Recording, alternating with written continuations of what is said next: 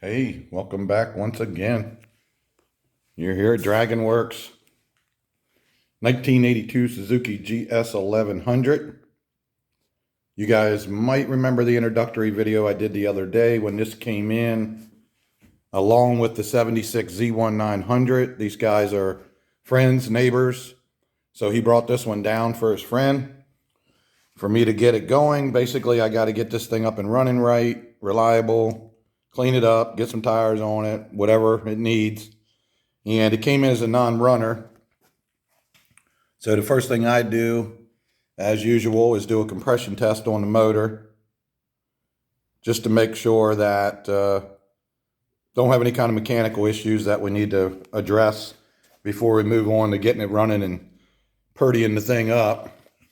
You can see it's only got 8,449 original miles on it. And the test did come up a little lower than I'd like to see, but I'm not too worried. I believe those numbers are going to come up. What happens is when they sit a lot, and obviously this bike has sat more than it's been ridden with those low miles, the piston rings will stick to the pistons a little bit, and they don't expand in the cylinders, which lets a little compression escape. But once you get them up and running, they get unstuck and they start to seal properly, and then the compression numbers will come up and the bike will start running better, what have you. So the next point would be to obviously get it running. And the customer had already squirted carburetor cleaner in the carbs and whatnot. And so I went ahead and filled the fuel bowls up with fuel and tried to start it like you normally would, with the choke and everything. And it just wasn't having it. She was not happy, and I did finally get it to fire a little bit, but it was spitting and sputtering. It was terrible. So I started to work on the carbs, which I already knew I was going to do, but I was trying to see a before and after. And I only got one bowl off so far and already discovered that this carburetor right here is a total dud. It's not working at all. What it's doing is it's letting the floats go all the way, and it's basically overflowing through the vent right into the engine. So basically this carburetor here is inoperable, totally not working. It just, the fuel is bypassing it, going directly into the engine. And I believe I'll find a lot of the same throughout the carburetors. The fuel level in a carburetor is critical.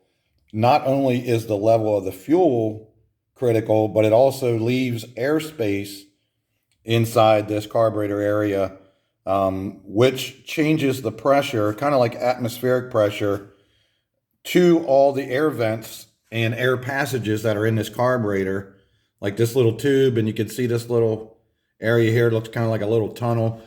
The carburetor's riddled with those, and that's what meters the fuel and sucks the fuel out of the bowl up through the jet into the engine at just the right ratio. So when this stuff isn't working properly, then it changes the whole characteristics. Yes, it's important to have the jets cleaned and the air passages and all that, but then everybody kind of forgets this or skips this part. This normally doesn't happen on its own. Somebody usually has to force that to happen. So what's happening is this float is all the way, and this little tang right here in my fingertip pushes down on the needle valve, which you can see down under there, that little pin. It's kind of hard to see. I'll go into more detail about this later when I rebuild them, but it's not even in contact with that thing, so it's not working whatsoever. And for those of you who don't know, these carburetors are upside down right now, so I can show you this. So normally up is down and down is up. But anyway, these will be rebuilt, adjusted properly, and this thing will probably sing like a sewing machine, because that's the way things leave here. It's either running right or it doesn't go out the door, and that's what keeps everybody coming back. That's why my shop is full of work right now, because of word of mouth and referrals and what have you. And people see the videos, they see the stuff is right, and it won't leave unless it is. Also, sorry about the cramped videoing. You can tell I'm kind of up close. I got a shop full of work, and trying to get everybody back on the road, get their bikes done. Got a couple of them I'm starting out from the frame up over there. So I got a lot of work to do. Going to cut the video short, but you can help me out, by supporting me in many ways. Send some work, share these with your friends, whatever. So, I can get to the point where I can afford a little better shop, maybe get some help in here, get somebody to start videoing me while I'm doing this stuff, give you guys better videos. So lots of ways you can support me, and then I can give you better content. The work will be the same because I don't change on that. I do everything right.